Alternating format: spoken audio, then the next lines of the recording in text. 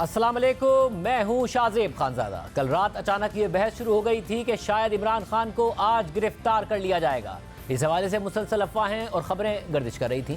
इन अफवाहों ने जोर उस वक्त पकड़ा जब हुकूमत की जानिब से नया नैब ऑर्डिनेंस लाने की खबर आई और फिर आधी रात को कायम मकाम सदर सादिक संजरानी ने ये ऑर्डिनेंस भी जारी कर दिया। लेकिन फिर आज ऐसा कुछ नहीं हुआ और सारी कयासराइयाँ दम तोड़ गई। बल्कि पहले की तरह इमरान खान को इस दफ़ा भी अदालतों से हर केस में रिलीफ मिल गया। ताहम कल रात को हुकूमत ने जो नया ऑर्डिनेंस जारी करवाया है उसने हुकूमत के दावों और उसकी नीयत पर सवालात ज़रूर उठा दिए हैं कि यह ऑर्डिनेंस सिर्फ एक शख्स यानी इमरान खान के लिए लाया गया है और उसके ज़रिए उनके लिए मुश्किलात पैदा की जाएंगी और उन्हें मुमकिन तौर पर तवील अरसे के लिए गिरफ्तार किया जा सकता है, जिसमें 30 दिन तो सिर्फ नैब के रिमांड में रखा जा सकता है।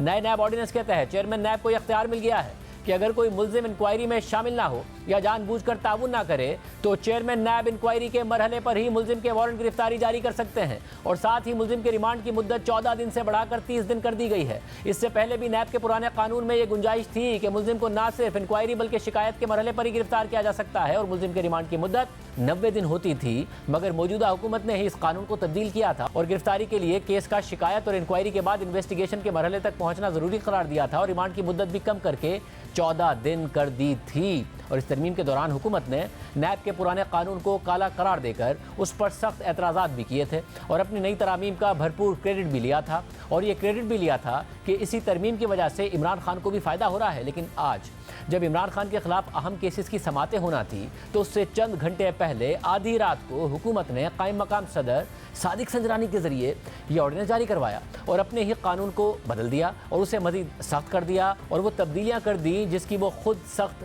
नाकिद हुआ करती थी।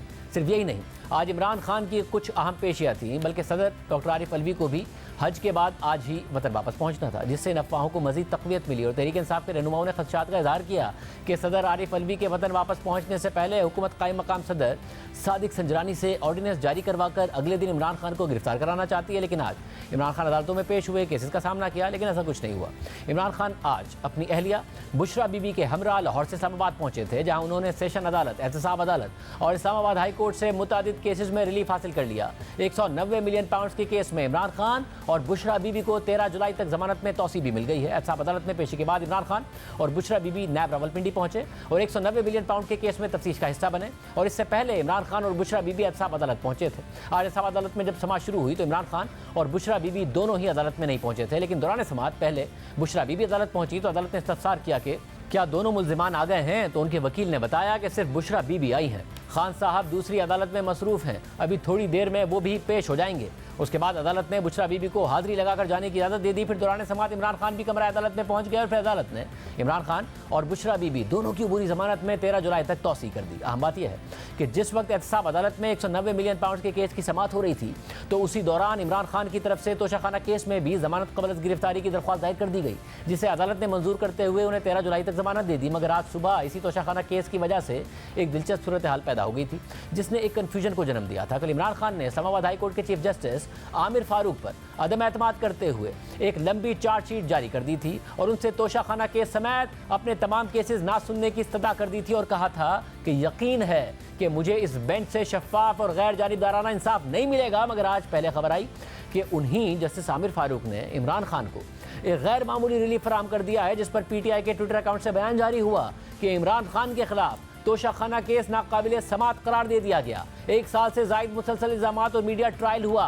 पीडीएम को मुआफ़ी मांगनी चाहिए। आज वाज़ेह हो गया कि कैसे बदनीयती की बुनियाद पर केस बनाया गया। लेकिन जब कुछ देर बाद तहरीरी हुक्मनामा सामने आया तो ये वाज़ेह हो गया कि तोशाखाना केस का ट्रायल कलअदम नहीं हुआ है, बल्कि इस्लामाबाद हाई कोर्ट ने ट्रायल कोर्ट के सिर्फ उस फैसले को कलअदम करार दिया है जिसमें इमरान खान की वो दरख्वास्त मुस्तरद कर दी गई थी कि जिसमें उनका मौक़िफ़ था कि ये केस काबिल समाती नहीं है।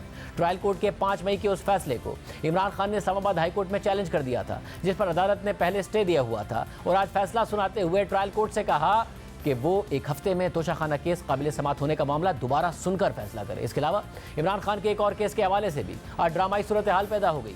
गुज़िश्ता दिनों कोयटा में कत्ल किए जाने वाले वकील अब्दुल रज़ाक शर के केस में इमरान खान की अबूरी जमानत का आज आखिरी दिन था और इस केस में रिलीफ हासिल करने के लिए इमरान खान ने सुप्रीम कोर्ट से रुजू किया था, जिस पर आज जस्टिस एजाजुल एहसन और जस्टिस आयशा मलिक पर मुश्तमिल 2 रुकनी बेंच ने समाअत की और यह कहकर इमरान खान की गिरफ्तारी से मुतालिक अबूरी रिलीफ देने से इनकार कर दिया कि सुप्रीम कोर्ट का 2 रुकनी बेंच हाई कोर्ट के 2 रुकनी बेंच का फैसला मुअत्तिल नहीं कर सकता। इसके बाद इस केस में भी एक दिलचस्प सूरत हाल पैदा हो गई। सुप्रीम कोर्ट से इमरान खान को रिलीफ नहीं मिला तो इमरान खान इस्लामाबाद हाई कोर्ट पहुंच गए और वहां के 2 रुकनी बेंच ने फौरन उन्हें रिलीफ फराम कर दिया। और उस बेंच में भी वही चीफ जस्टिस आमिर फारूक शामिल थे जिनको कल इमरान खान ने चार्जशीट किया था और कहा था कि वो उनसे इंसाफ की तवक्को ही नहीं रखते। जस्टिस आमिर फारूक के साथ इस बेंच में जस्टिस मियां गुल हसन औरंगजेब शामिल थे जिन्होंने वकील कत्ल केस में इमरान खान को 14 दिन की हिफाजती जमानत दे दी। हालांकि आज सुप्रीम कोर्ट में इस केस की समाअत हुई थी तो अदालत ने लतीफ़ खोसा की कोई भी सजा मंजूर नहीं की थी और इमरान खान को रिलीफ देने से इनकार कर दिया था। सुप्रीम कोर्ट में समाअत के दौरान इमरान खान के वकील लतीफ़ खोसा ने अबूरी जमानत देने की सदा करते हुए कहा था कि मेरे मौक्किल की जान को खतरा है, मेहरबानी फरमाकर गिरफ्तार न करने का हुक्म दिया जाए। तो जस्टिस एजाजुल हसन ने उनसे मुकालमा किया कि हम दूसरे फरीक को सुने बगैर इस सतह पर कोई हुक्म जारी नहीं कर सकते हैं। सुप्रीम कोर्ट का 2 रुकनी बेंच हाई कोर्ट के डिवीजन बेंच का फैसला मुअत्तल नहीं कर सकता है। तो लतीफ़ खोसा ने मौक़िफ़ अख्तियार किया कि लार्जर बेंच बनाकर कल मुकदमे की समाअत का हुक्म दे दें। तो जस्टिस एजाजुल हसन ने जवाब दिया कि लार्जर बेंच बनाना हमारा इख्तियार नहीं है, इस मामले में हम मफलूज हैं, चीफ जस्टिस से दरख्वास्त करें, मुमकिन है कि केस आज ही मुकर्रर हो जाए, अभी फौरी तौर पर आज का हुक्मनामा दस्तखत करके भेज देते हैं। इस दौरान लतीफ़ खोसा ने मौक़िफ़ अख्तियार किया कि पिछले 1 साल से इमरान खान हिफाजती जमानत के लिए एक से दूसरी अदालत के चक्कर काट रहे हैं। उनके खिलाफ 150 से ज़ायद मुकदमा दर्ज हैं। अगर अदालत ने आज हुक्म ना दिया तो गिरफ्तारी भी हो सकती है, इसलिए अदालत गिरफ्तारी रोकने का हुक्म दे। लेकिन 2 रुकनी बेंच ने लतीफ़ खोसा की सजा मुस्तरद कर दी, मगर फिर इस्लामाबाद हाई कोर्ट से इमरान खान को इस केस में भी रिलीफ मिल गया और हिफाजती जमानत मिल गई। मगर क्या हुकूमत नई तरमीम के साथ, नैब में नई तरमीम के साथ इमरान खान की तवील गिरफ्तारी की प्लानिंग कर रही है? इस पर बात करेंगे। वफाकी वज़ीर कानून आज़म नज़ीर तारड़ हमारे साथ मौजूद हैं। तारड़ साहब बहुत शुक्रिया। तारड़ साहब, आमतौर पर कहा जाता है कि पर्सन स्पेसिफिक कवानीन नहीं बनने चाहिए, अब तो बार बार ये सवाल उठ रहा है कि पर्सन स्पेसिफिक कवानीन बन रहे हैं। अब जो नैब का ऑर्डिनेंस आया है, जिन चीज़ों को आप काला कानून कहते थे और फिर उनको तरमीम करके बाहर किया और उसका क्रेडिट लिया कि जी 90 दिन का रिमांड होता था, उसे हमने 14 दिन का कर दिया है, इंक्वायरी की स्टेज पर बगैर बात के लोगों को गिरफ्तार कर लिया जाता था, विक्टिमाइज किया जाता था, उस बात को ख़त्म कर दिया है, अब वो वापस ले आए हैं। क्या सिर्फ इमरान खान को लंबा अरसा जेल में रखने के लिए, इस केस में अभी गिरफ्तार करने के लिए ये सारा का सारा किया गया? बिल्कुल नहीं शाहज़ेब साहब, आप अगर इसे देखें, अप्रिशिएट करें तो पहली बात तो ये है कि अगर गिरफ़्तारी और वो मतलूब होता तो ये चीज़ें बहुत पहले कर दी जाती।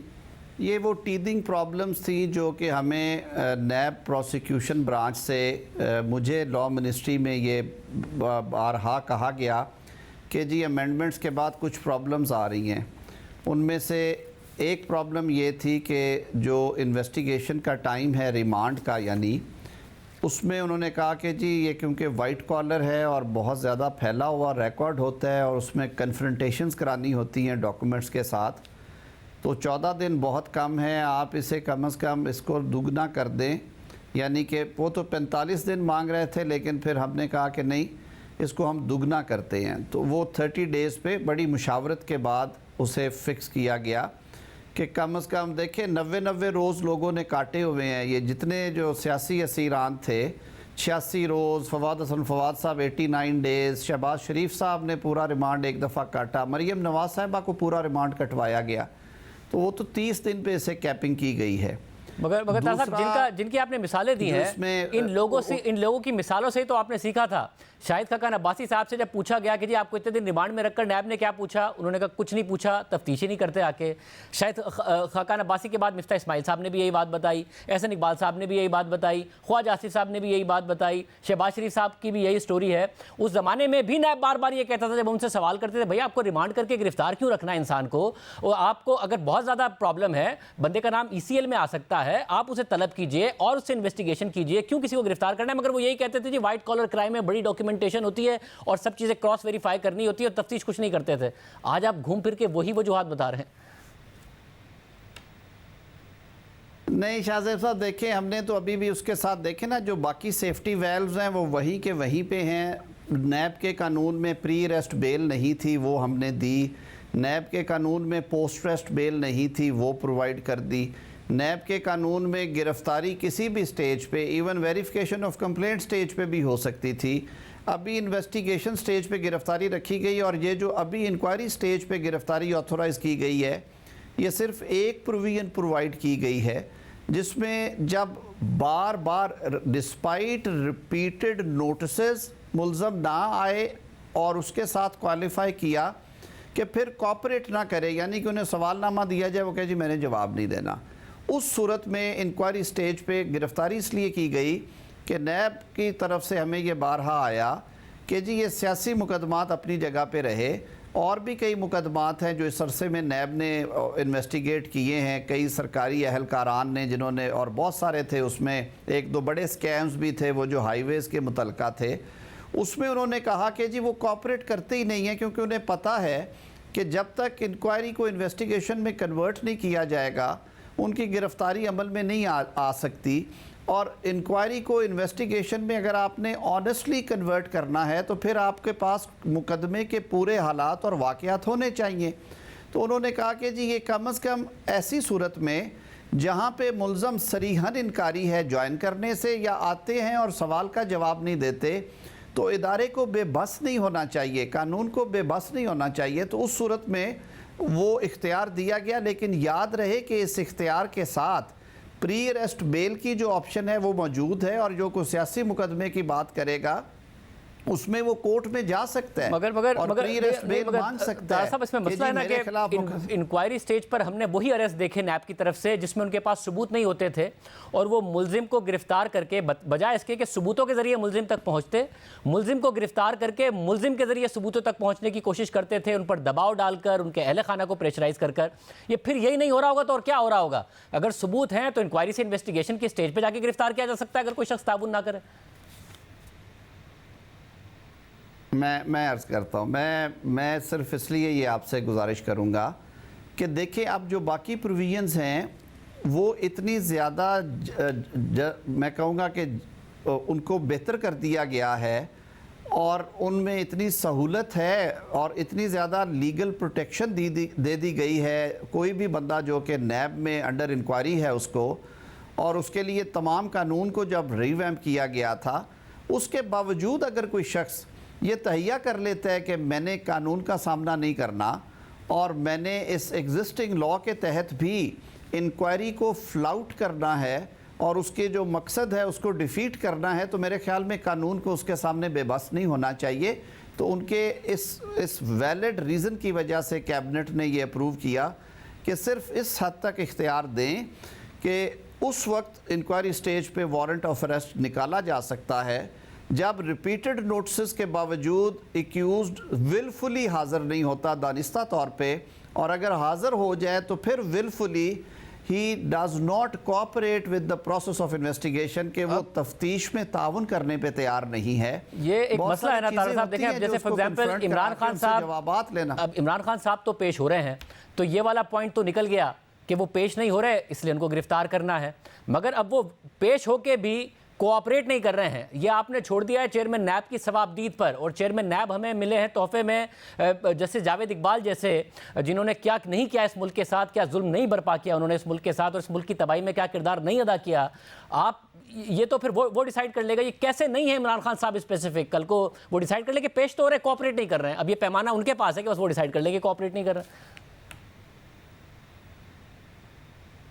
शाहज़ेब साहब, आप एक मैं क्लैरिटी दे दूं कि ये पर्सन स्पेसिफिक अगर आपका इशारा इमरान खान की तरफ है तो वो एस्टिमेशन गलत है, क्योंकि इमरान खान साहब का मामला जो नैब में ज़ेर तफ्तीश है वो ऑलरेडी इन्वेस्टिगेशन में कन्वर्ट हो चुका है, और उसमें उन्हें आपको पता है एक दफ़ा अदालत ने एग्ज़ामिन करने के बाद रिमांड पे दिया, फिर सुप्रीम कोर्ट में एज एन एक्सेप्शनल केस वो केस टेकअप किया गया और सुप्रीम कोर्ट ने वो मैटर रिमांड किया और उसमें कुछ ऑब्जर्वेशंस दी, जिसके बाद वो उनका जो ऑर्डर था वो रिव्यू और रिकॉल कर लिया गया, और अब उनकी ज़मानत जो है वो अदालत के सामने है। उनकी गिरफ़्तारी का फ़ैसला तो अदालती ज़मानत से मशरूत है, उन्हें इस कानून की वजह से ना गिरफ़्तार किया जा सकता है ना उनकी गिरफ़्तारी रुकती है इस कानून की वजह से। अगर आप कह रहे हैं कि वो इन्वेस्टिगेशन के स्टेज पर हैं और उनका स्पेसिफिक नहीं है बल्कि दूसरे लोगों के लिए है, तो नैब की एक और हिस्ट्री है कि एक केस में गिरफ्तार करते हैं चाहे वो इन्वेस्टिगेशन के स्टेज पर हो या किसी दूसरी स्टेज पर हो, और जब वहाँ से रिमांड ख़त्म होने लगता था तो एक और केस डाल के उसकी इंक्वायरी में गिरफ्तार कर लिया करते थे या वेरिफिकेशन की स्टेज पर गिरफ्तार कर लिया करते थे।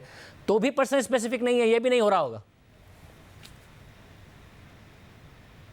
नहीं, मेरे ख्याल में जो अभी ओवरऑल स्कीम ऑफ लॉ है नैब की उसमें शायद ये गुंजाइश मौजूद ना हो, क्योंकि अदालत को ज़मानत का और रिमांड का बड़ा वसी इख्तियार है, और वो प्री अरेस्ट भी है, पोस्ट अरेस्ट भी है, और रिमांड की स्टेज पे भी उन्होंने ये सारा मटीरियल देखना है, क्योंकि नैब को पाबंद किया गया है कि आपने तमाम मटेरियल जो है वो कोर्ट के सामने रखना है इन राइटिंग रिमांड की स्टेज पे भी।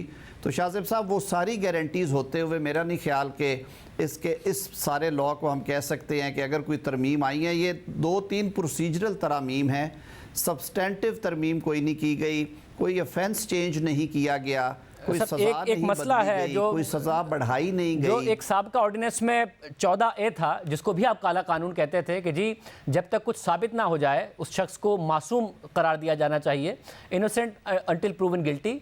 मगर नैब का अजीब कानून है कि ये मुजरिम गर्दानता है इंसान को जब तक कि वो अपने आप को मासूम ना साबित कर दे। उसको आपने बदला मगर आप फिर बदल दिया है, फिर यही है कि जी उसको अज्यूम किया जाएगा। तो ये तो काला कानून वापस ले आया आप, 14A आ गया वापस। मैं उसकी वजह बताता हूँ। ये जो अमेंडमेंट थी ये फ्लोर ऑफ द हाउस पे थ्रू अ प्राइवेट बिल जो थी वो इंट्रोड्यूस करवाई गई और कहा गया कि इसके पीछे एक ओपिनियन है इस्लामी नज़रियाती काउंसिल की, जिसमें भी कहा गया कि हर कोई शख्स जो है वो इनोसेंट होता है अनलेस प्रूव्ड गिल्टी। और मैं ख़ुद इसका बड़ा कायल था।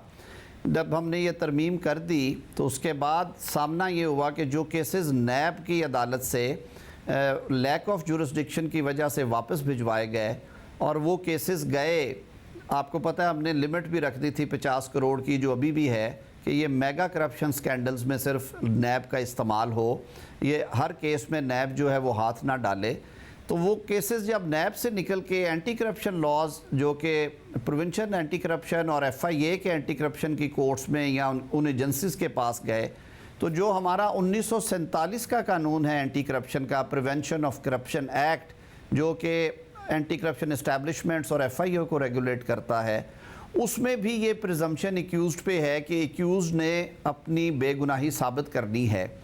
उसकी वजह से फिर ये एनॉमली आ गई और इमरान खान साहब ने जो सुप्रीम कोर्ट में चैलेंज किया नैब ऑर्डिनेंस को, उसमें उनका स्टार आर्ग्यूमेंट ये था कि अगर आप 50 करोड़ से ज़ायद की करप्शन में मुलव्वस हैं तो ऐसी सूरत में बर्डन ऑफ प्रूफ जो है वो टोटल का टोटल प्रोसिक्यूशन पे है, आप पे नहीं है बिल्कुल ही। और अगर आप 50 करोड़ से कम मालियत के किसी स्कैम में हैं, किसी मुकदमे में मुलव्वस हैं और आपका मुकदमा FIA या एंटी करप्शन अथॉरिटीज़ के पास ज़ेर तफ्तीश है या अदालतों में ज़ेर समात है, तो फिर बर्डन ऑफ प्रूफ आप पे आ जाएगा। तो उन्होंने कहा ये अजीब एनॉमली है और उस पर कोर्ट की ऑब्जर्वेशंस भी आई। उस पर जो हमारे काउंसिल है वहाँ पे उन्होंने भी इस पर अपनी राय दी कि ये बात किसी हद तक जायज़ है, या तो आप 1947 वाला कानून भी चेंज करें और उससे मुतल्लिका जितने कवानीन हैं उनको भी रीवैम्प करें, अगर नहीं तो कम अज़ कम आप इसको बहाल करें, क्योंकि इसमें एक सेफ्टी वेल्व है।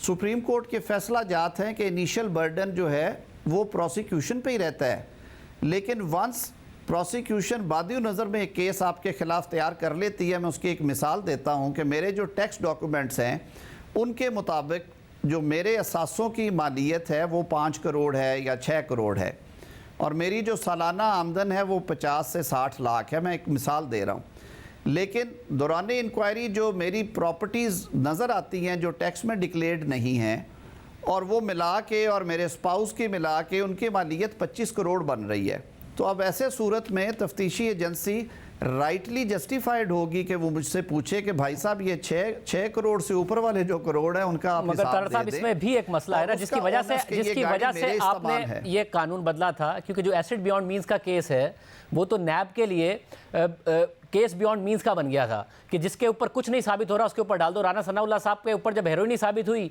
तो उन्हें गिरफ्तार करके नैब का केस बनाने की कोशिश की गई। अगर ऑस्ट्रेलिया में भी कोई रिश्तेदार था उसके असासे भी डाल दिए। यही दूसरों के ऊपर काम किया कि जी आपके जो रिश्तेदार हैं उनके भी जो असासे हैं वो अब असल में आपके असासे हैं और अब बारे सबूत आपके ऊपर है साबित करें कि आपके असासे नहीं है। तो नैब का तो ये कंडक्ट रहा है, उसमें आप फिर इस चीज़ को वापस लेके आ रहे हैं, फिर मुसीबत क्रिएट करें जो शायद कल फिर आपको सामना करना पड़ रहा होगा। शाहज़ेब साहब, मेरे ख़्याल में कवानीन में कंसिस्टेंसी रहनी चाहिए और मुल्क के तमाम कवानीन जो हैं, मेरे लिए बतौर वकील भी ये नॉर्मली जब मैंने इसे एग्ज़ामिन किया तो मेरे लिए ये बात तकलीफ़ दे थी कि अगर आपके ख़िलाफ़ इल्ज़ाम है करप्शन का या नाजायज़ असासों का या miss use of authority for corrupt reasons, corrupt practice के ज़रिए, और उसकी इल्ज़ाम की जो माली नौइयत है वो 50 करोड़ से ज़ायद है, तो बारे सबूत आप पे नहीं है, और अगर 50 करोड़ से कम है तो बारे सबूत आप पे है। तो ये उल्टा था। आमतौर पे तो होना चाहिए ना कि अगर 50 करोड़ से ऊपर है तो बारे सबूत आप पे हो, और अगर 50 करोड़ से कम है तो फिर बारे सबूत रियासत पे है।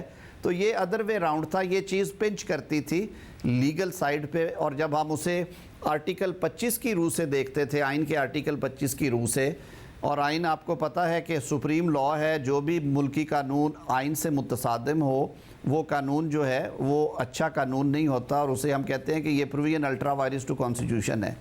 तो जब पैरिटी में देखते थे कि वो लोग जो एंटी करप्शन अथॉरिटी या FIA में जिनके मुकदमात ज़ेर समात हैं, उन पे तो बारे सबूत नहीं है, उन पे तो बारे सबूत है, और उनकी अमाउंट्स भी कम हैं, 10 लाख, 20 लाख, 50 लाख, 2 करोड़, 5 करोड़। लेकिन जब 50 करोड़ से ऊपर जाती थी अमाउंट तो बारे सबूत नहीं था। इस अनोमली को ख़त्म किया, ये नेक नीति से किया गया है, इसमें कोई और दूसरी वजह नहीं। तारड़ साहब, अगर नेक नीति से है, पर्सन स्पेसिफिक नहीं है, इमरान खान साहब स्पेसिफिक नहीं है, और जो दूसरे मामलात हैं हाईवेज और ये सारे के सारे मामला, तो एक और मामला था, वो था वादा माफ गवाह का कि, और उसके नतीजे में ये ज़रूर डाल दिया गया था कि मगर वो फिर 10 साल के लिए डिस्क्वालीफाई होगा।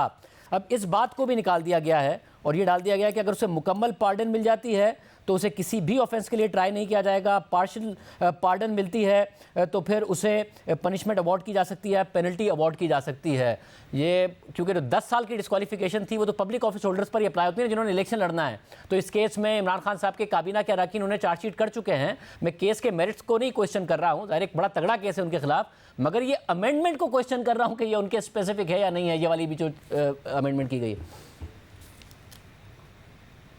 मैं अर्ज़ कर देता हूँ, देखिए ये जो केस है ना, यकीन मानिए इस केस में किसी अप्रूवर की ज़रूरत नहीं है। जो मैंने कानून के तालिब इल्म के तौर पे इसे देखा, ये बादी नज़र में इसमें रिवॉर्ड्स भी हैं, इसमें जो बाकी चीज़ें भी हैं, जो इंग्रेडिएंट हैं ऑफेंस की। बाकी मामला तो देखें इन्वेस्टिगेशन एजेंसी जाने और अदालत जाने। जो कुछ पड़ा है अखबारात में या जो कुछ सामने आया है बादी नज़र में, इट्स प्राइमा फिशाई ये बहुत अच्छा केस है प्रोसिक्यूशन के लिए। अब रही बात नैब कवानीन का, जो शुरू से मकसद था वो था पब्लिक वेल्थ को रिट्रीव करने का, कि जो रकम सरकारी ख़जाने से ली गई है या चुराई गई है या जिसका गबन किया गया है उसकी रिट्रीवल हो जाए।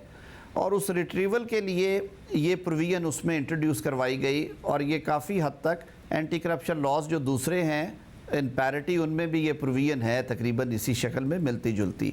तो ये डाला तो इसलिए गया कि ये जो एक किस्म का ये बेट है, ये एक ल्योर करना है कि जी आप वादा माफ़ बनो और आप बिल्कुल साफ़ हो जाओगे, वो छोड़ दिया जाए, उसको रोका। लेकिन उसकी वजह से नैब वालों का ये कहना था कि कई केसेस ऐसे हैं जिनमें एविडेंस डेफिशिएंट होती है, और इसीलिए 1898 का जो ज़ाब्ता फ़ौजदारी है CRPC, उसमें भी अप्रूवर का कानून रखा गया। और इसी वजह से फिर जो सेक्शन 164 के तहत ये कहा गया कि आप मैजिस्ट्रेट के पास बयान देंगे, और उसकी वो सारी शराइत रखी गई। तो ये भी उनके कहने पे इसलिए उसको डाला गया। उन्होंने कहा कि जी कई केसेस में हमें डिफ़िकल्टी आती है, मगर लोग देना चाहते हैं, लेकिन नैब ने कहा कि उन्हें डिफ़िकल्टी आती है, आपने मान लिया और ये सब चीज़ें हो गई। मगर इसी कानून को जो अप्रूवर का है उन्होंने किस किस के खिलाफ नहीं इस्तेमाल किया। फवाद हसन फवाद से कहा नवाज शरीफ के खिलाफ गवाही दो, छूट जाओगे। अहद चीमा से कहा शहबाज शरीफ के खिलाफ गवाही दो, छूट जाओगे। मिफ्ता इस्माइल से कहा शाहिद कार अब्बासी के खिलाफ गवाही दे दो, छूट जाओगे। नैब ने कहाँ कोई कसर छोड़ी है इन कवानीन को मिसयूज़ करने में कि वो कह रहे हैं और आप मान रहे हैं और तरमीम कर रहे हैं? शाहजेब साहब, मैं एक बात करूं, मैं तो ख़ुद इस सारे प्रोसेस में इन सारे लोगों का वकील भी रहा हूं, और मैंने ये मुश्किलात और तकालीफ देखी हैं, और शायद इसी वजह से इस कानून में अमेंडमेंट्स करते हुए मेरे सामने वो सारे मुशाहिदात थे। लेकिन मैं एक और नतीजे पे भी पहुंचता हूं, कानून कभी गलत नहीं होते।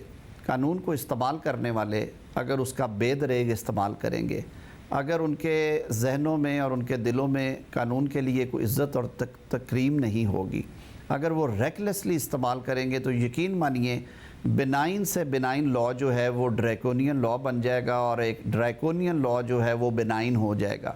मेरे ख़्याल में हमें अपने इंस्टीट्यूशंस को बेहतर करने की ज़रूरत है। लेजिस्लेशन एक बड़ा टूल है और बड़ा की रोल प्ले करती है, लेकिन यकीन मानिए कि इन्हीं प्रोविजंस के साथ अगर आपके इदारे में ठीक लोग बैठे हैं, अगर आपकी अदालतों में ठीक लोग बैठे हैं जो कि वाकई तराजू के दोनों पलड़े बराबर रख के इंसाफ देते हैं, तो फिर कुछ नहीं होता। आपने देखा माजी में क्या हुआ किस तरह से VVIP सलूक हुआ एक बहुत बड़े इल्ज़ाम कुनंदा पे, जिस पे इल्ज़ाम था, लेकिन उन्हें जिस तरह से ट्रीट किया गया वो अनप्रेसिडेंटेड था। कभी किसी बशीर के लिए, अकबर के लिए, अनवर के लिए तो इस तरह अदालत नहीं बैठी, और कभी इस तरह आइनी प्रोविजंस का इस्तेमाल नहीं हुआ, और कभी इस तरह ग्रीट नहीं किया गया किसी अंडर रिमांड प्रिजनर को।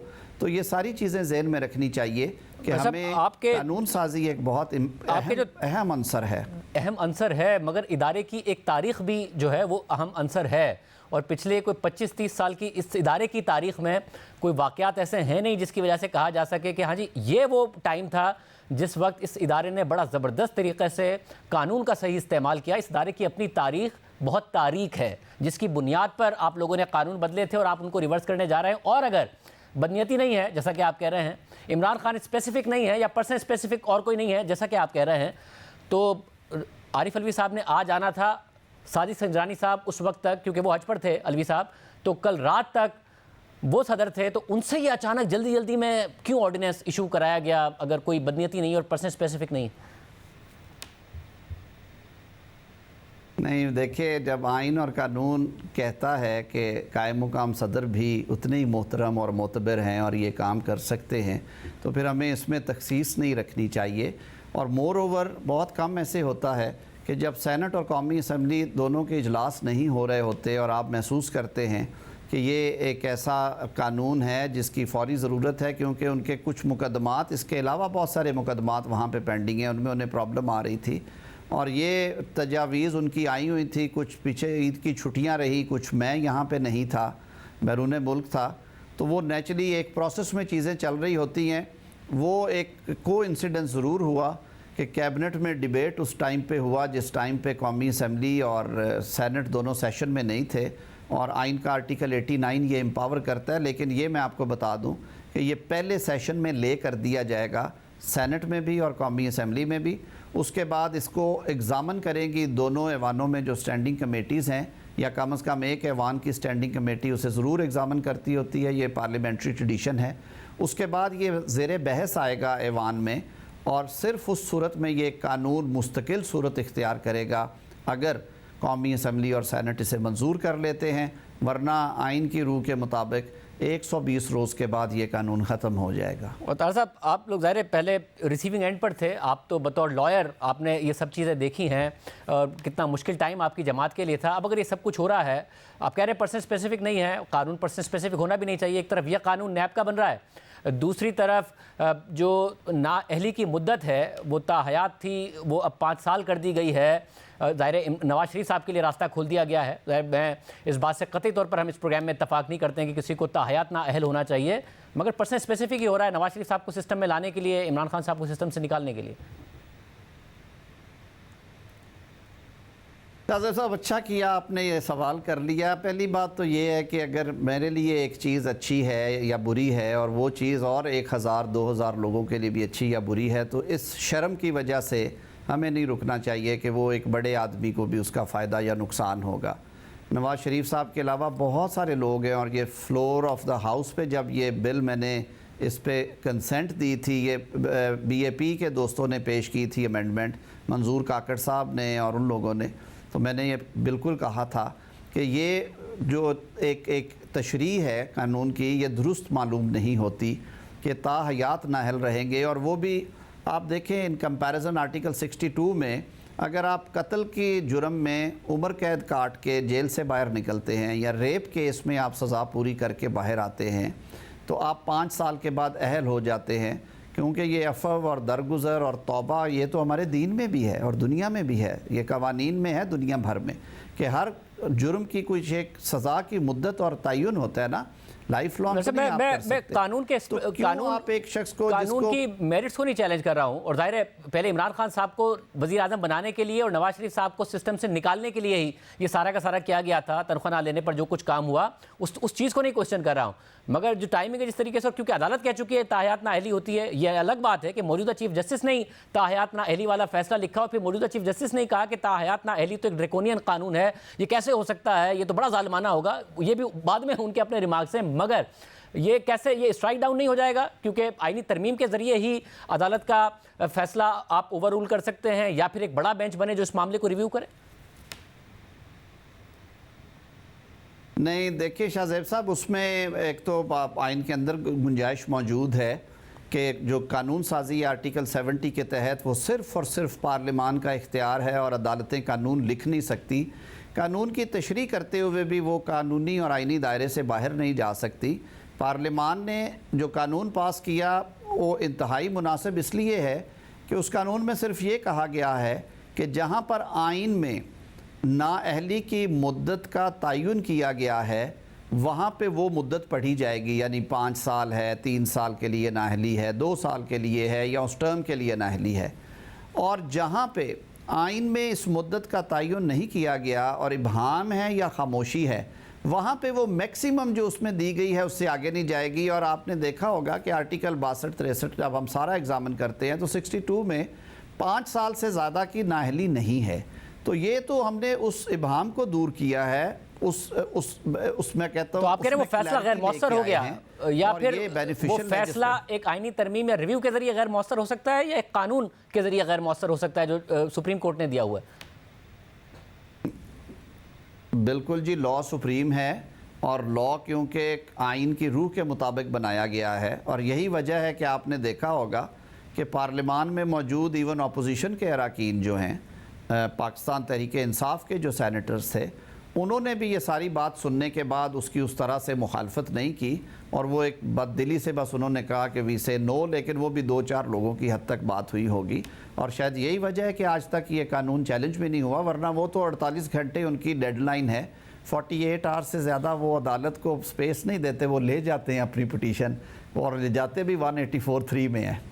बहुत शुक्रिया। हमारे साथ वज़ीर क़ानून मौजूद थे, तफसील से उन्होंने जवाबात दिए हैं। जो नैब के कानून आ रहे हैं या फिर ताहयात नाअहली के हवाले से कानून आया कि उसकी जो लिमिट है वो 5 साल की गई है।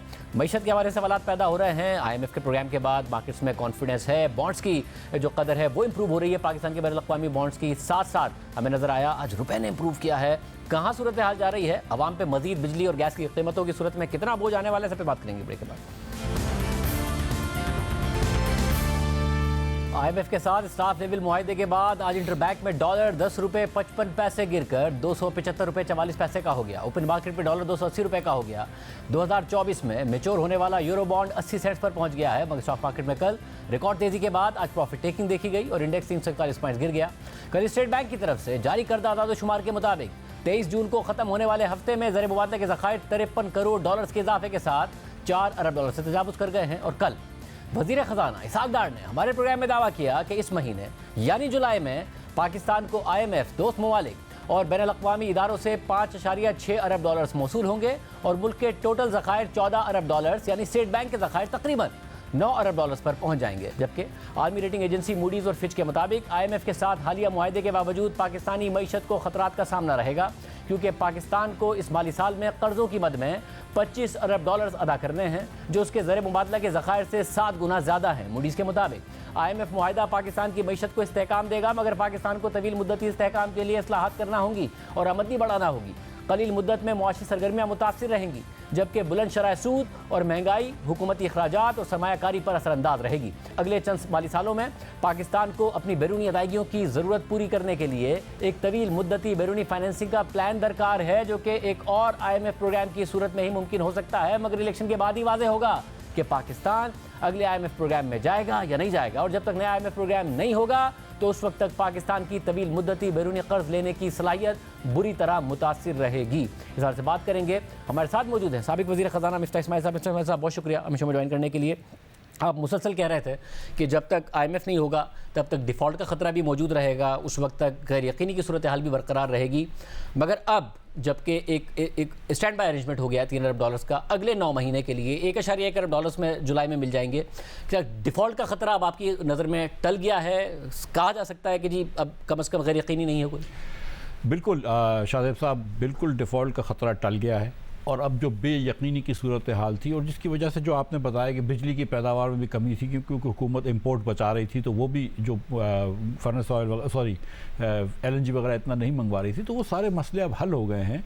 और अब हमको एक रास्ता नज़र आ रहा है कि जिस रास्ते पे हम जाएंगे तो इंशाल्लाह खैर हो जाएगी। तो अब डिफ़ॉल्ट का ख़तरा टल गया है। जो आप देख रहे हैं खबरें कि 10-12 रुपया मजबूत हुआ है रुपया डॉलर के मुकाबले में, वो इसी वजह से हुआ है ना कि जो बेयकीनी की सूरत हाल थी वो ख़त्म हो रही है। मगर जो मूडीज़ है, फिच है, वो अभी भी कह रही है कि ख़तरा टला नहीं है। पाकिस्तान को जो अगले माली साल की रिक्वायरमेंट्स हैं उसके लिए बहुत सारे पैसे चाहिए। वज़ीर ख़जाना कह रहे हैं 5-6 अरब डॉलर्स तो हमें इसी माह जुलाई में मिल जाएंगे, 9 अरब डॉलर्स पर स्टेट बैंक के ज़खायर चले जाएंगे। आपको लग रहा है कि अब कोई बैरूनी फाइनेंसिंग से निपटने के लिए अगले माली साल में, इस माली साल में जो शुरू हो गया, अब उसमें कोई इशू नहीं? देखिए, हर माली साल में पाकिस्तान को 25 अरब डॉलर तकरीबन देने हैं, 1-8 बिलियन ऊपर नीचे हर माली साल में। और क्योंकि हम पैसे ही कमा के नहीं दे रहे, हम कर्ज लेके दे रहे हैं IMF से हो या दीगर ममालिक से, तो हमको ये हर परपेचुअली देने पड़ेंगे। हमको इसके बाद इस 9 महीने के अरेंजमेंट के बाद एक और IMF के प्रोग्राम में जाना होगा। लेकिन अब इतना वक्त आ गया है कि जब इलेक्शंस हो जाते हैं, नई हुकूमत आ जाएगी, तो उसके पास भी इतना वक्त होगा कि वो कर सकेगी। सो अब मतलब प्रोटेक्शन हमको पूरी मिल चुकी है, डिफ़ॉल्ट के ख़िलाफ़ इंश्योरेंस हमारा पूरा हो चुका है। इस हुकूमत ने ये काम कर दिया। अब हमको जाके अगली हुकूमत को भी अपना काम करना होगा, IMF के प्रोग्राम में जाएंगे और फिर इतनी इस्तेलाहात करनी ज़रूरी है, जो कि मोदी भी कह रहा है, फिच भी कह रहा है, कि जिधर से आपका एक्सपोर्ट बढ़े, आपकी मईशत को ये पैसे जनरेट करने होंगे जो आपने कर्ज लिए हैं, जिसको आप वापस कर सकें। सब अगर एक्सपोर्ट कैसे गिरे, कैसे बढ़े, क्योंकि अभी तो गिरी रही है, हमें नज़र आया इस माली साल में भी। हालांकि रुपया बहुत ज़्यादा गिर गया, आमतौर पर कहा जाता है रुपये के हवाले से कि जी उसको अगर आप आर्टिफिशियली मेनटेन करेंगे तो फिर हमारी एक्सपोर्ट्स जो है वो इनकम्पेटिटिव हो जाती है। मगर रुपया बहुत गिरा, उसके बावजूद एक्सपोर्ट्स हमारी नहीं बढ़ रही हैं। ये भी कहा जाता है कि हमारे पास इतनी कोई कैपेसिटी भी नहीं है कि हम अपनी आमदनी इतनी ज़्यादा बढ़ा लें कि अपने कर्जों से भी निमट लें, अपना करंट अकाउंट डेफिसिट भी कर्टेल कर लें। तो कैसे बढ़ेगी? देखिए, ये वाली जो बात है सेकंड वाली कि एक्सपोर्ट सरप्लस नहीं है या एक्सपोर्टेबल सरप्लस नहीं है, ये बात गलत होती है। ये बात में कोई वजन नहीं है। कोई भी कंपनी होती है, उसको ऑर्डर मिल रहे होते हैं तो वो आहिस्ते आहिस्ते कैपेसिटी बढ़ा के रखती है। कोई कंपनी पहले से तो नहीं बढ़ा देगी ना कि कैपेसिटी के कल एक्सपोर्ट का ऑर्डर आएगा तो आज मैं 50,000 लूँ में लेके रख लूँ। वो तो आहिस्ते आहिस्ते होता रहता है। सो पाकिस्तान को ये मसला नहीं है कि यहाँ पे शॉर्टेज है, ज़ाहिर है कि हम यहाँ से माल भेज सकते हैं। बीच में क्योंकि जब आपने डॉलर 270 का था और आपने 230 का रखा हुआ था तो एक्सपोर्ट कम होना शुरू हुआ। अब ये एक्सपोर्ट को वापस ऑर्डर मिल रहे हैं, आजकल ऑर्डर मिल रहे हैं। आप ये देखें कि लोगों को ऑर्डर मिल रहे हैं, आप बात कर सकते हैं लोगों से, तो इंशाल्लाह ताला चलेगा। लेकिन थोड़े से और मसाइल हैं आपके पास। जब आपने टर्फ के लोन्स भी दिए पिछली हुकूमत ने, तो उस वक्त कोई ऐसी प्लानिंग नहीं थी कि जिसके तहत बिजली और गैस भी उन कंपनीज़ को फराहम कर सकें जो कंपनियाँ आपके पास आ रही हैं। आपको जो एग्जिस्टिंग फैक्ट्रियाँ हैं, मैन्युफैक्चरिंग बेस है, उसको आपने लोड शेडिंग देनी है। इस वक्त के अंदर भी आज भी मतलब कि गैस की भी लोड शेडिंग हो रही है, बिजली की भी लोड शेडिंग हो रही है, तो उसके ऊपर एक्सपोर्ट्स का फ़र्क पड़ता है। आपने इंपोर्ट रोकी हुई है तो बहुत सारे एक्सपोर्ट्स के अंदर जो इंपोर्ट जाते हैं वो रुके हुए हैं। तो ये आहिस्ते आहिस्ते खुल जाएंगी। जो बड़ी चीज़ थी, जो करना बहुत ज़रूरी था, वो IMF था। अब छोटे छोटे मसले हैं जो सुलझाने पड़ेंगे। मतलब जो बड़ी चीज़ थी वो हो गई, मगर आप ज़ाहिर एक फॉर्मर फाइनेंस मिनिस्टर भी है मगर एक बिजनेसमैन भी हैं। क्या ऐसा इन्वायरमेंट हो कि जिसके लिए आप मज़ीद इन्वेस्टमेंट करने के लिए तैयार हों, ताकि जो इकॉनमी है वो अपने पैरों पर खड़ी हो सके, हमारी आमदनी बढ़ सके, हर सूरत में बढ़ सके, चाहे वो एक्सपोर्ट्स की सूरत में हो? क्योंकि हमारी हुकूमतें वक्फन फ़वक्फन गलती करती हैं। पिछली मरतबा जब खान साहब की हुकूमत आई तो 1 साल लगाया था असद उमर ने IMF में जाते हुए। अभी भी आपको पता 8-9 महीने हमने ज़ाया किए। अब अगर ये 8 महीने 9 महीने के अंदर अगर आप इलेक्शन हो जाते हैं, नई हुकूमत आ जाती है, नई हुकूमत आकर IMF का प्रोग्राम कर देती है एक और 3 साल का, तो फिर आई थिंक कि फ़ॉरेन इन्वेस्टमेंट भी आएगा और पाकिस्तानी भी यहाँ पे सरमायाकारी करेंगे। लेकिन हुकूमत को 2-3 चीज़ें करनी है। देखिए, बिजली की कीमत महंगी होगी, 8 रुपये की रीबेसिंग आ रही है, एनुअल रीबेसिंग। तो बिजली की कीमत महंगी होगी। और ये नहीं कि IMF कह रहा है, चक्कर ये कि हुकूमत की कॉस्ट बढ़ गई है। हुकूमत जो बिजली खरीदती है उसकी कीमत बढ़ गई है 8 रुपये से एनुअल रीबेसिंग के हिसाब से। इसी तरह गैस की कीमत बढ़ गई है हुकूमत की। तो IMF तो यही कह रहा है कि आप नेपरा और ओगरा के लॉस फॉलो करें और आप वो पास ऑन करें जो आपकी कीमत बढ़ गई है। लेकिन आपको यहाँ पर रिफॉर्म्स लेने हैं, प्राइसेस बढ़ाना रिफॉर्म्स नहीं है। आपने निजकारी की बात नहीं की, निजकारी करना ज़रूरी है आपको। आपके पास जो बिजली के अंदर गैस में नुकसान हो रहे हैं, जो गैस में नुकसान हो रहे हैं, वो हमने देख लिया कि हुकूमत पूरा नहीं कर सकती। PIA में नुकसान हो रहा है। अब वज़ीर आज़म साहब ने भी 2-3 दिन पहले कहीं बात की है। ये हुकूमत का काम नहीं है। हमारा काम पुलिस स्टेशन चलाना है, कोर्ट्स चलाना है, ये काम हमारा नहीं है। अगर हम इन चीज़ों को निजकारी में डाल दें तो इकॉनमी भी एफिशिएंट हो जाएगी, हमें टैक्स कलेक्शन भी आ जाएगा और चीज़ें भी सस्ती हो जाएंगी। जो सबसे बड़ा मसला है ज़ाहिर, जिसका आवाम पर सबसे ज़्यादा बोझ पड़ रहा है, वो पिछले 4 साल से सुन रहे हैं कि जी गर्दिशी कर्जा ख़त्म हो जाएगा। उमर अयूब साहब भी बताया करते थे, डॉक्टर हफीज़ शेख साहब भी बताया करते थे, शौकत तरीन साहब भी बताया करते थे कि जी ये जो बिजली की कीमतों में इजाफा इजाफा कर दिया, बस ये कर दिया और IMF से बड़ा सख्त निगोशिएट करके क्या है, अब गर्दिशी कर्जा भी कंट्रोल हो जाएगा, आवाम पे मजीद बोझ भी नहीं पड़ेगा। बाद में पता चलता था कि गर्दिशी कर्जा भी नहीं कंट्रोल हुआ, आवाम पे बोझ भी मजीद बढ़ाना पड़ा, जो अब भी 4 रुपये फी यूनिट की सूरत में बढ़ाना पड़ रहा है। तो ये मसला तो हल ही नहीं हो रहा है। 57% इस साल में जो गुजर गया माली साल, बिजली के बिल की जो बेस टैरिफ है उसमें 57% सिर्फ कैपेसिटी पेमेंट है, और जो अगले साल 63% हो जाएगी तो बढ़े जा रहा है, रुपया गिरता है और ज़्यादा बढ़ जाता है, इंटरेस्ट रेट बढ़ता है और ज़्यादा बढ़ जाता है, तो ये कैसे हल होगा?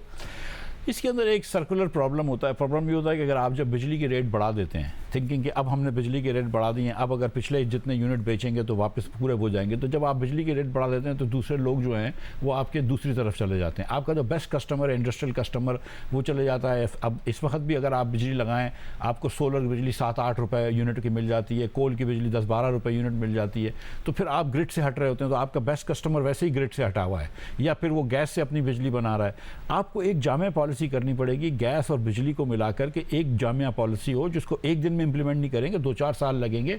और एक चीज़ हमको ये भी देखनी है कि जब हम बिजली के प्लांट्स लगाएं तो हमको एक्सटर्नल उसकी वायबिलिटी देखनी पड़ेगी कि क्या, मतलब अगर ये मिसाल के तौर पर अगर एक प्लांट लगता है और वो रुपये में वायबल भी हो, वो जनरेशन करके अपने पैसे भी कमा ले, तो क्या वो डॉलर इतने जनरेट कर लेगा उस प्लांट की बिजली कि हम उसको सर्विस कर सकें? यहाँ में ये भी मसला आ रहा है। तो ये सब चीज़ें देखनी पड़ेंगी हमको। लेकिन ये बात दुरुस्त है आपको कि बिजली का सेक्टर सबसे ज़्यादा प्रॉब्लमेटिक सेक्टर है, और उसमें पहली जो स्टार्ट कर सकते हैं वो हम सबसे पहले डिस्ट्रीब्यूशन कंपनीज को बेच दें, उसके बाद एक सेकेंडरी मार्केट बनाएं और ये जितने भी पावर प्रोड्यूसर्स हैं ये आपस में कम्पीट करें। आप देखें प्राइसेस भी कम हो जाएंगी। लेकिन थोड़ी बहुत इस वक्त जो है वो तो बिजली महंगी करनी पड़ेगी। वैसे मगर जो 2018 से पहले एक मैसिव एक्सपेंशन हुई जिस पर तनकीद होती है कि जी सरप्लस कैपेसिटी पैदा कर दी, अब कैपेसिटी मौजूद है और डिमांड से ज़्यादा मौजूद है, मगर सप्लाई फिर भी नहीं है, आवाम महंगा बिल भी दे रहे हैं और लोड शेडिंग भी भुगत रहे हैं। तो क्या वो एक गलत पॉलिसी थी ये सोच के कि जी पाकिस्तान की डिमांड बहुत बढ़ने वाली है? आप तो खुद कहते थे हुकूमत में आएंगे तो आप देखिएगा आप कीमत भी कम कर देंगे, डिमांड भी बहुत बढ़ा देंगे, मगर आप खुद कह रहे हैं कीमत बढ़ानी पड़ेगी। नहीं, देखें ये तो एनुअल रीबेसिंग की कीमत बढ़ी। अच्छा, गुजारिश ये है देखें कि जब 12 के अंदर हुकूमत, 13 में जब मुस्लिम लीग नून की हुकूमत आई थी तो सिर्फ 12,500 मेगावाट हम बना सकते थे। जब हम गए तो 25,000 मेगावाट बना सकते थे। पिछले मई के अंदर भी, मैं हुकूमत में था, मुझे पता है, पिछले मई में तो मैक्सिमम हम लोग प्रोड्यूस कर सकते थे तो 25,000 मेगावाट कर सकते थे। लेकिन मई के अंदर 31,000 मेगावाट की डिमांड आई थी। पाकिस्तान के अंदर एक अनफॉर्चुनेट चीज़ ये कि बहुत ज़्यादा सिक्लिक डिमांड है कि गर्मी के अंदर आपकी 30,000 मेगावाट होती है और सर्दियों में 8-9,000 मेगावाट। डोमेस्टिक ड्रिवन है, इंडस्ट्री नहीं है, क्योंकि आपने अब आपने गैस महंगी करनी है। वो महंगी करनी भी आसान नहीं है कि गैस को भी आप महंगी करें, लेकिन आपको गैस महंगी करनी है, आपको कोशिश ये करनी है। देखें, एक फैक्ट्री के अंदर आप बिजली भी दे रहे हैं, गैस भी दे रहे हैं, आप 2 किस्म की एनर्जी दे रहे हैं, घरों में भी हम 1-2 किस्म की एनर्जी दे रहे हैं। मैं समझता हूँ कि ये हम ज़ाया कर रहे हैं, इस किस्म का है कि हम गर्म पानी और ठंडे पानी के पाइप्स घरों में दें। हमको कोशिश करनी चाहिए कि एक तरफ लेके जाएं, कोशिश करें कि गैस से बिजली हुकूमत बनाए और फिर सब लोगों को बिजली दें, लेकिन एक कंपैरेटिव रेट से। वैसे मगर जब आप कहते हैं कि अगली हुकूमत आए, वो भी एक 3 साल के IMF के प्रोग्राम में चली जाए, उसके बाद एक स्टेबिलिटी आएगी, फिर इन्वेस्टमेंट भी आएगी, पाकिस्तान में सारा हो रहा होगा, मगर दुनिया में हमने जो सक्सेस स्टोरीज देख रहे हैं और पड़ोस में देख रहे हैं, भारत में जिन्होंने 91-92 में जब IMF को खैरबाद कहा, उसके बाद एक मुसलसल तरक्की की राह पे हमें नज़र आता है। कोविड के दौरान भी वहाँ पर बहुत ज़्यादा FDI आया है, 600 अरब डॉलर से उनके जो रिजर्व बढ़ गए वो एक्सपोर्टेबल सरप्लस की वजह से नहीं बढ़े, FDI की वजह से बढ़े, मैसिव FDI का इन्फ्लो आया है। हमारे कौन से स्ट्रक्चरल इशूज़ हैं जो हमें हल करने हैं? देखिए खान साहब, सबसे जो बेसिक बुनियादी मसला है कि हमारी गवर्नेंस कम्प्लीटली इनफेक्टिव है। कोई हुकूमत हो, मतलब किसी की भी हुकूमत हो, हमारी गवर्नेंस से कुछ भी नहीं होता। हमसे आप मिसाल के तौर पर देखें कि जो अगर नया वाला सेंसस सही है तो 90 लाख बच्चे पैदा हो रहे हैं। ये सेंसस गलत है, 90 लाख बच्चे तो पैदा नहीं हो रहे, लेकिन 65 लाख बच्चे बहरहाल पाकिस्तान में पैदा हो रहे हैं। इसका मतलब है हर साल आपको कम से कम 1 लाख क्लासरूम चाहिए, हर साल आपको 1 लाख टीचर्स चाहिए, जो आप अफोर्ड नहीं कर सकते। आधे बच्चे आपके स्कूल में नहीं जा रहे, 58% बच्चे आपके स्टंटेड और वेस्टेड हैं। मतलब ना आप बच्चों को तालीम दे सकते हैं, ना आप पॉपुलेशन कंट्रोल कर सकते हैं। आप इस हुकूमत ने, आप देख लीजिए कि कोई भी हमारी हुकूमत हो, क्या हम टेररिज्म को मात कर सकें? नहीं कर सके। हम पॉलिटिकल पोलराइजेशन को मात कर सके? नहीं कर सके। हम कोई काम हुकूमत जो है, मैं सीरियसली, आप 20-30 साल में कोई बड़ा मसला उठा ले, हमारी हुकूमतों ने सॉल्व नहीं किया हो। तो क्यों, जब तक हुकूमत ही इनफेक्टिव रहेगी, कंप्लीटली इनफेक्टिव रहेगी, तो हम क्या कर सकते हैं? कोई फॉरेनर पाकिस्तान में आके इन्वेस्ट नहीं करता है जो दुनिया में कहीं और मुल्क में कर सकता है। हमें जो इन्वेस्टमेंट आती है वो वही आती है जिसको पाकिस्तानियों को बेचना होता है। तो हमको पहले अपने अंदर देखना पड़ेगा कि हम हुकूमत के रूल्स ऑफ बिजनेस चेंज करें। हमने बात की प्राइवेटाइजेशन की, 460 दिन लगते हैं प्राइवेटाइजेशन को। अगर हर चीज़ चीज़ क्लॉक वर्क की तरह चले। तो कानून ही आपका गलत है, कानून को आसान अभी नया तरीका लेके आए हैं कि जी सिंगल विंडो ऑपरेशन होगा, उस पर एतराज़ बहुत ज़्यादा हो रहा है कि जी प्राइस डिस्कवरी नहीं होगी, मल्टीपल बिडिंग्स नहीं होंगी, इस तरीके से आपके ख्याल में तरीका ठीक है? और देखिए पूरी दुनिया के अंदर भी निजकारी होती है, 460 दिन का इतना लंबा प्रोसेस नहीं होता है।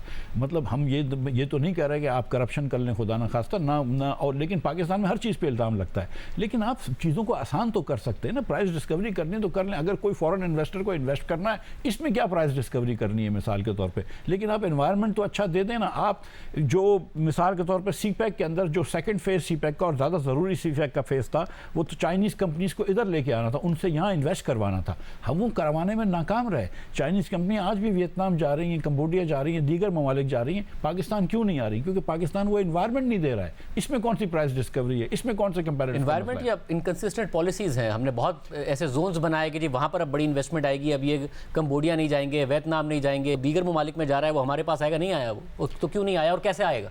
मुझे याद आता है जब जनरल ज़िया उल हक साहब थे तो उधर एक KP के उस ज़माने में NWFP कहते थे, गवर्नर थे जनरल फजल हक शायद, तो वो कह रहे थे हमने बड़ा अच्छा जोन बनाया, सिर्फ बिजली और गैस नहीं थी, बाकी हर चीज़ कर दी है। तो हम इस किस्म की बातें करते हैं कि आप जोन बना रहे हैं, उसमें बिजली गैस नहीं है, तो बाकी जोन में आप क्या बात कर लेंगे। So basically the thing is कि आपने वो एनवायरनमेंट नहीं दिया। मैं आपको बताऊं, इतनी इनकन्सिस्टेंट पॉलिसी नहीं होती पाकिस्तान में। जो आपने एक मरतबा किसी इंडस्ट्री को मराद दे दी, कोई हुकूमत उसको चेंज नहीं करती है, मतलब सीरियसली नहीं करती है। वो हुकूमत 19-20 करती है, लेकिन थोड़ा बहुत फ़र्क होता है। पाकिस्तान में पॉलिसी का रजीम आई थिंक मोस्टली कंसिस्टेंट है। कौन से अमीर आदमी से हमने कौन सी सब्सिडी वापस ली है? कभी भी नहीं लिए। मतलब ये आज भी हम जो गैस बेच रहे हैं वो सीरियसली हुकूमत की कॉस्ट से शायद कम बेच रहे हैं, अगर आप खास तौर पे अगर LNG को देखें। तो हमारी पॉलिसी इनकंसिस्टेंट नहीं है, हमारी गवर्नेंस इनइफेक्टिव है। हम जो कहते हैं वो हम कर नहीं पाते। कि भाई हमने कहा था कि हम बिजली और गैस देंगे, हम नहीं दे पा रहे। अगर आज कोई इंडस्ट्री जो है वो 2 दिन या 1 दिन लोड शेडिंग की वजह से बंद रहती है तो मुल्क का नुकसान होता है ना। अगर हम प्राइवेटाइजेशन करें, अगर हम बजट के अंदर रिफॉर्म्स करें, अपने NFC के अवार्ड्स को चेंज करें, अगर हम जिन तबकात से टैक्स नहीं लेते, ट्रेडर्स के ऊपर टैक्स नहीं लेते, शॉपकीपर्स के ऊपर टैक्स नहीं लेते, ये सब लेना शुरू कर दें, हम अगर कुछ चीज़ें कर लें तो फिर आपको IMF की बेकारी करने की ज़रूरत नहीं पड़ेगी, फिर आपको दर दर नहीं जाना पड़ेगा। लेकिन हम कुछ तो खुद करें। तो ये सब किए बगैर तो आप 24वें में जाएंगे, तो उसके बाद 25वें में जाएंगे, फिर 26वें में जाएंगे। IMF के दर पर ही बार बार हम खटखटा रहे होंगे। तो कभी ना कभी तो हमारा मुल्क भी देखें ना, अगर हिंदुस्तान ये कर सकता है, बांग्लादेश कर सकता है, तो ये हम दोनों जानते हैं कि हम हिंदुस्तान से 1994 तक पाकिस्तान की पर कैपिटा GDP ज़्यादा थी। 2000 की दिहाई के अंदर, पहली दिहाई के अंदर बांग्लादेश से हमारी पर कैपिटा GDP ज़्यादा थी। आज हम इसलिए पीछे रह गए। अगर सिर्फ हमारी पॉपुलेशन ग्रोथ बांग्लादेश के बराबर होती, हमारी पर कैपिटा GDP बांग्लादेश से ज़्यादा होती। हम इसलिए पीछे रह गए कि हम कुछ कर नहीं पा रहे। आपने सबसे पहले जो है ना वो हुकूमत का रिफॉर्म करना है, make the government effective. We have not made the government effective. ना लोकल गवर्नमेंट को हमने पावर्स दिए हैं, हमने हर जगह पे सलब करके रखें एक दूसरे के पावर्स, एक दूसरे के हकूक़। थोड़ा सा इंक्लूसिव सोसाइटी को कर दें, थोड़ा सा लोगों को पावर्स दे दें नीचे तक, तो फिर इंशाल्लाह ताला बेहतरी आ सकती है। यानी अब आप ये कह रहे हैं कि अगले 9 माह आपको कोई खतरा नहीं दिख रहा है, आपको स्टेबिलिटी नजर आ रही है, डिफॉल्ट का कोई खतरा नहीं है, मगर इस बात के अलावा कोई चारा नहीं है कि जो भी नई हुकूमत आएगी उसे IMF के प्रोग्राम में जाना पड़ेगा, या उसके अलावा कोई ऑप्शन है? कोई ऑप्शन नहीं है नई हुकूमत को भी कि वो जो भी नई हुकूमत आएगी वो IMF में जाएगा, क्योंकि अगले 9 महीने के अंदर तो आप ये सारे रिफॉर्म्स करके एक्सपोर्ट नहीं बढ़ा सकते ना। लेकिन अगले फिर आपको 3 महीने और 3 साल और 9 महीने मिलते हैं, उसके अंदर आप इतने रिफॉर्म्स कर सकते हैं, उसमें इतनी प्रोडक्शन बढ़ा सकते हैं, उसमें इतना एक्सपोर्ट बढ़ा सकते हैं कि उस प्रोग्राम के बाद अल्लाह की मेहरबानी से फिर हम नहीं जाएंगे कभी। ये दुरुस्त है कि जो हमारी अपनी गलतियां हैं उसी का खमियाजा हमसे भुगतवाता है IMF, और जो हमें भुगतना पड़ता है और जितना लेट करते हैं उतना भुगतना पड़ता है। बट आप ये जो कह रहे थे कि अगर नवा रिव्यू नहीं हुआ तो IMF के लिए का अगला प्रोग्राम बड़ा मुश्किल हो जाएगा, बट अब ये हो गया तो अब आपको कम से कम ये लगता है कि एक स्मूथ ऑपरेशन हो सकता है अगर हम मजीद गलतियां ना करें यहाँ से लेकर अगले प्रोग्राम की ट्रांजिशन तक, अगर एक डेमोक्रेटिक ट्रांजिशन के बाद economic transition to next program. जो बहुत अच्छी चीज़ हुई है, सच बताऊं मैं आपको, कि 9 महीने के प्रोग्राम है। इसका मतलब है कि आपके पास पूरा ये वक्त है कि केयर टेकर को कोई और चीज़ नहीं करनी है, सिर्फ IMF के प्रोग्राम के मुताबिक रहे। ये जो साइन हुआ है लेटर ऑफ इंटेंट, इसके मुताबिक रहे। 2-3 रिव्यू जो भी होते हैं वो रिव्यू करवाए। नई हुकूमत आए वो विद इन IMF प्रोग्राम में होगी, कोई मज़ीद नई चीज़ें नहीं करनी पड़ेंगी, उस प्रोग्राम के तहत ही चलती रहे और कोई आपको मज़ीद वो चीज़ें नहीं करनी पड़ेंगी। लेकिन अगर मिसाल के तौर पर खुदा ना खास्ता रुपया और डिवैल्यू हो जाता है तो फिर आपका और वो मिसाल वो बढ़ जाएगी आपकी कैपेसिटी पेमेंट, तो फिर आपको और बिजली भी रहनी पड़ेगी। लेकिन अगर ये 270 हो जाता है, 260 हो जाता है मिसाल के तौर पे, तो फिर आपकी कैपेसिटी पेमेंट कम भी हो सकती है। सो आई थिंक कि अगर हम IMF के प्रोग्राम में रहे, राय रास्त पे रहेंगे, कोई मसला नहीं होगा। और ये वैसे तो इस हुकूमत के पास टाइम बड़ा कम है, मगर आपके ख्याल में अब एडवेंचर करना कोई नहीं चाहिए, जो वादे किए IMF के साथ उसी पर चलना चाहिए इस हुकूमत को भी, जो थोड़ा बहुत टाइम रह गया, फिर केयर टेकर को भी? गुंजाइश नहीं है मतलब सीरियसली, और हमने हर चीज़ करके देख ली है, मतलब तो अब मतलब कुछ रह नहीं गया, अब ये गुंजाइश नहीं है। जो शहबाज शरीफ साहब ने अपना पॉलिटिकल कैपिटल लगाया है, अगर खुदा ना खास्ता ये कामयाबी नहीं होती, इतनी मरतबा MD से मिलना, इतनी मरतबा MD को फ़ोन करना, दूसरे ममालिक के वज़राए ख़र्जा से बात करना, बैंकों के सदूर से बात करना, इंटरनेशनल बैंक्स के, और फिर ये करना, और अगर ये नहीं होता तो बड़ी शर्मिंदगी भी होती और बड़ा इधर मुश्किल होती। आज जब ये हो गया तो शहबाज शरीफ तो चलो हीरो बन गए, लेकिन मुल्क भी बच गया ना इस चक्कर में। तो अब अगर इतनी मेहनत के बाद हम यहाँ पे लेके आए तो फिर इस मेहनत को ज़ाया तो नहीं करना चाहिए। बहुत शुक्रिया। मिफ्ताह इस्माइल साहब हमारे साथ मौजूद थे। आज के प्रोग्राम में इतना ही, इजाज़त दीजिए, अल्लाह हाफ़िज़।